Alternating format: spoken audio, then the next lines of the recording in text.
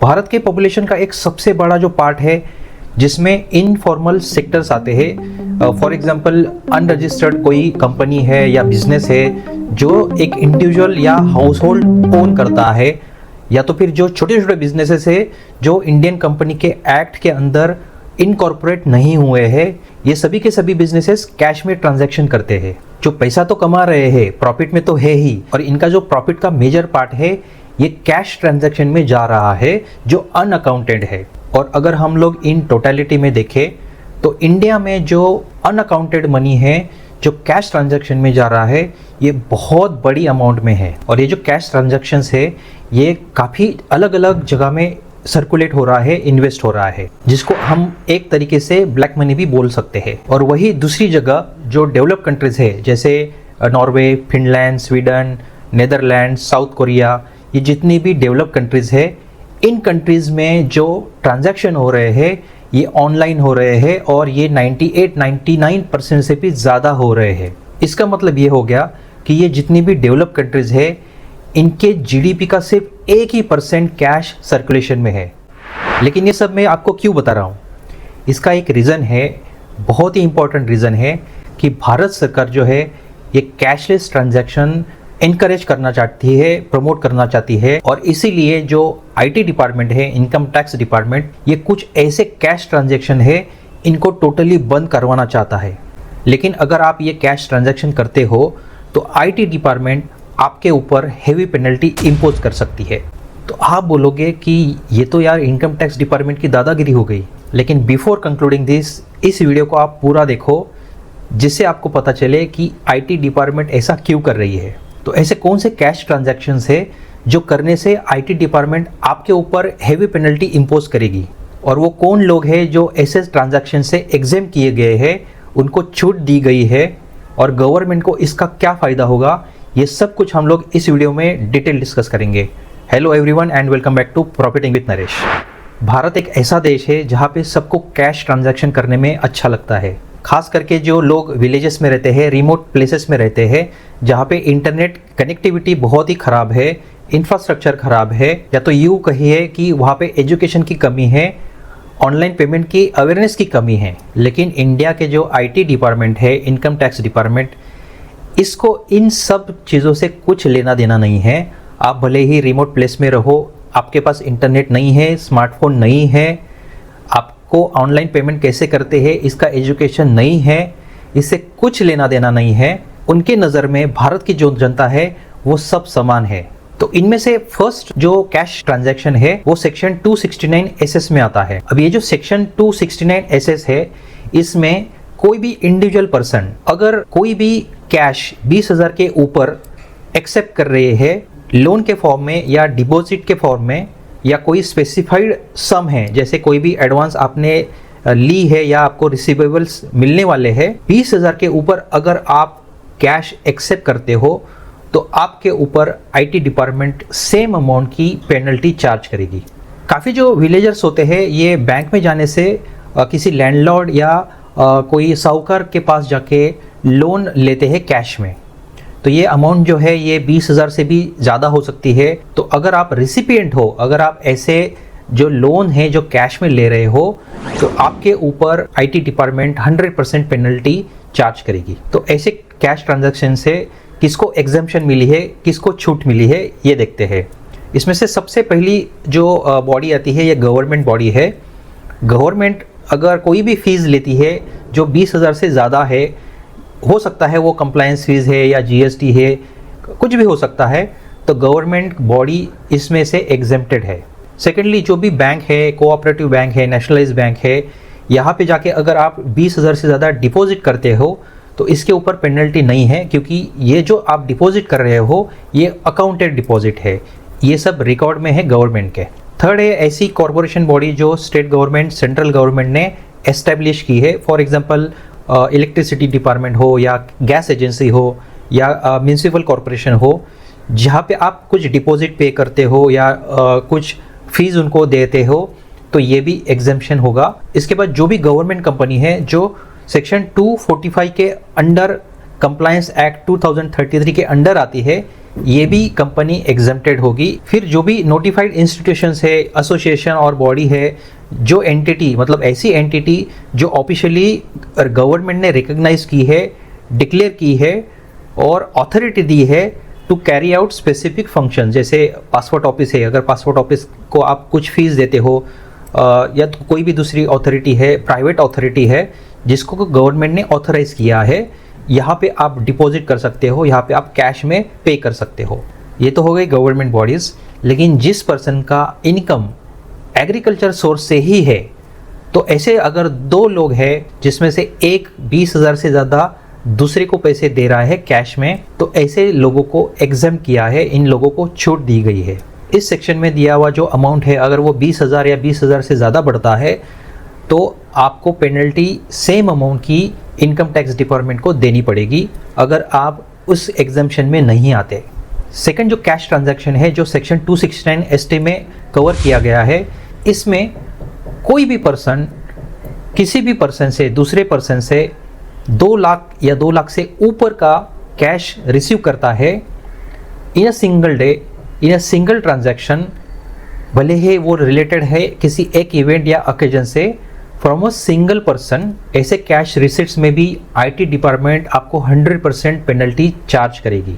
और ऐसा जो कैश ट्रांजैक्शन है जो 2 लाख से ऊपर है, ये सिर्फ इंडिविजुअल पर्सन के लिए ही नहीं, बल्कि जो एजुकेशनल इंस्टीट्यूट्स है, हॉस्पिटल्स है, या जो भी रिलीजियस इंस्टीट्यूशंस है जो डोनेशन के फॉर्म में लोगों से पैसा ले रही है, या कोई भी ट्रांजैक्शन 2 पर्सन्स के बीच में हो रहे हैं और दोनों के दोनों पेयर और पेई दोनों टैक्स के रिजिम में भले ही ना आते हो, किसी भी टैक्स स्लैब में नहीं आते हो, फिर भी उनको पेनल्टी देनी पड़ेगी आईटी डिपार्टमेंट को। और ये जो मैंडेट है, इसमें कौन कौन एग्जेम्प्टेड है? ऑब्वियसली गवर्नमेंट बैंक्स इसमें से एग्जेम्प्टेड है। अगर आप 2 लाख से ज़्यादा कैश डिपॉजिट कर रहे हो तो ये अकाउंटेड डिपॉजिट है जो गवर्नमेंट के रिकॉर्ड में है। तो ऐसी कोई भी बैंक है जो 2 लाख से ऊपर कैश रिसीव कर रही है एज अ डिपॉजिट, तो इनके लिए ये एग्जेम्प्टेड है।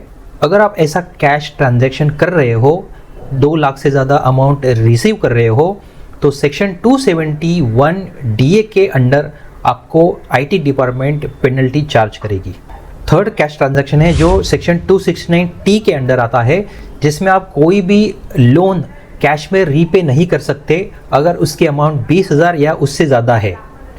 जैसे हम लोगों ने सेक्शन 269 एसएस में देखा कि कोई भी लोन आप कैश में 20,000 से ज़्यादा रिसीव नहीं कर सकते, वैसे ही सेक्शन 269 टी में आप कोई भी लोन कैश में रीपे नहीं कर सकते अगर उसकी अमाउंट 20,000 या उससे ज़्यादा हो। अगर आप ऐसे करते हो, अगर आप लोन जो है ये कैश में रीपे कर रहे हो, 20,000 से भी ज़्यादा कैश दे रहे हो, तो आपको आईटी डिपार्टमेंट पेनल्टी चार्ज करेगी। कोई भी ब्रांच बैंक की या कोऑपरेटिव बैंक की, सेकेंडली कोई भी कोऑपरेटिव सोसाइटी है या कोई भी कॉरपोरेशन है, कोई भी फर्म है या कोई भी पर्सन है, ये लोन जो है ये कैश में 20,000 से ज़्यादा रीपे नहीं कर सकता।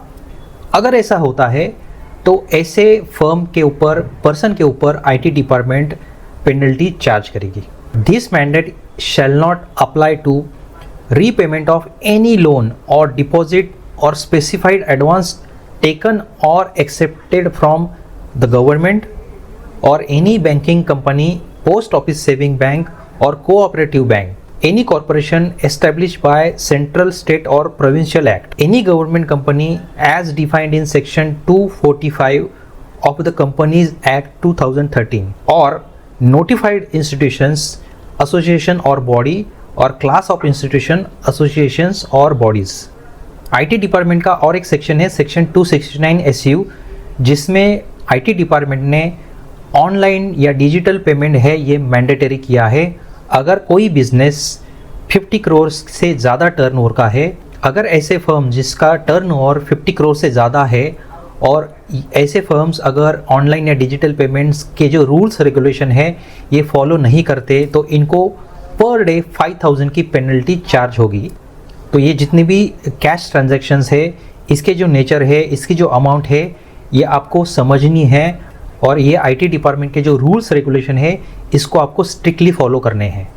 तो गवर्नमेंट ऑफ इंडिया जो है, आईटी डिपार्टमेंट है, ये 100% पेनल्टी ऐसे ट्रांजैक्शन पे क्यों चार्ज करना चाहती है, इसके पीछे काफ़ी सारे रीजंस हैं।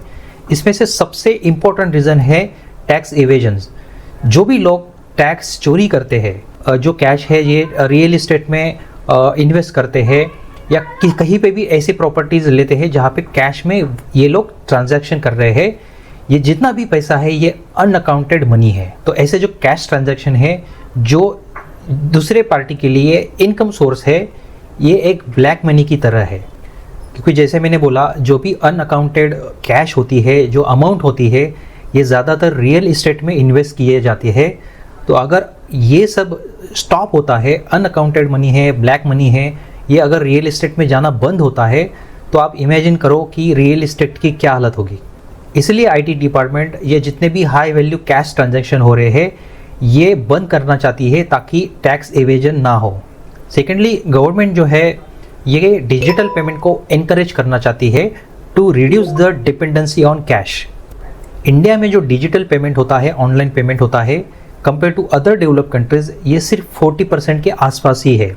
ये जो ऑनलाइन पेमेंट का परसेंटेज अगर 40% से बढ़ के 80 या 90% के ऊपर चला जाता है, so India can save more than 5000 crore which is going into the printing of this notes.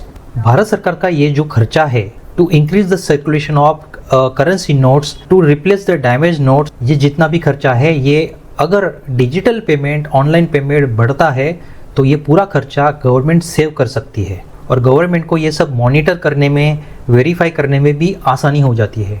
Government को मनी लॉन्ड्रिंग भी इससे कम करनी है, बंद करनी है। काफ़ी सारे जो कैश ट्रांजैक्शंस होते हैं, इससे जो इलीगल एक्टिविटीज़ होती है, मनी लॉन्ड्रिंग होती है, ये काफ़ी होती है और इसी को गवर्नमेंट को स्टॉप करना है। गवर्नमेंट ये भी चाहती है कि कोई भी इंडिविजुअल या बिजनेस एक कंप्लायंस के अंडर, एक फाइनेंशियल रेगुलेशन के अंडर ट्रांजैक्शन कर रही है ताकि उनके जो ट्रांजैक्शन है ये एक्यूरेटली रिपोर्ट हो रहे हैं।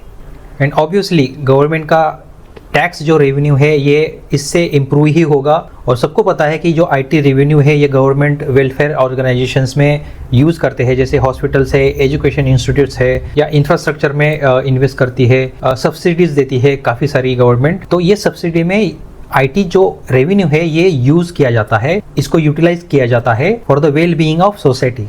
और इंडिया की जो इकोनॉमी है इसमें भी ट्रांसपेरेंसी बनी रहे, ये भी एक पर्पज़ है ऐसे कैश ट्रांजैक्शन को बंद करने का। So just to remind you once again, आपको कोई ऐसे लोन है जो 20,000 से ज़्यादा रिसीव नहीं करने हैं या जो लोन है ये 20,000 से ज़्यादा कैश में रीपे नहीं करने हैं। कोई भी अमाउंट 2 लाख से बढ़ जाता है तो ऐसे जो अमाउंट है ये भी आपको रिसीव नहीं करने हैं। एंड सेकेंडली, अगर आपका बिजनेस है 50 करोड़ से ज़्यादा तो आपको जो डिजिटल पेमेंट का जो मैंडेट है ये भी आपको फॉलो करना है। So keep trekking your transaction limits and avoid cash dealings of large amounts. Thanks for watching this video friends. Hope ये वीडियो आपको एजुकेशनल लगा। ऐसे ही एजुकेशनल वीडियोज़ मैंने बनाए हैं, फाइनेंशियल लिटरेसी को लेके काफ़ी सारे वीडियोज़ मैंने बनाए हैं जो आप चेक कर सकते हो। And don't forget to like and share this video. अगर आप इस चैनल पे नए हो तो चैनल को ज़रूर सब्सक्राइब करो। मिलते हैं नेक्स्ट वीडियो में। Good bye.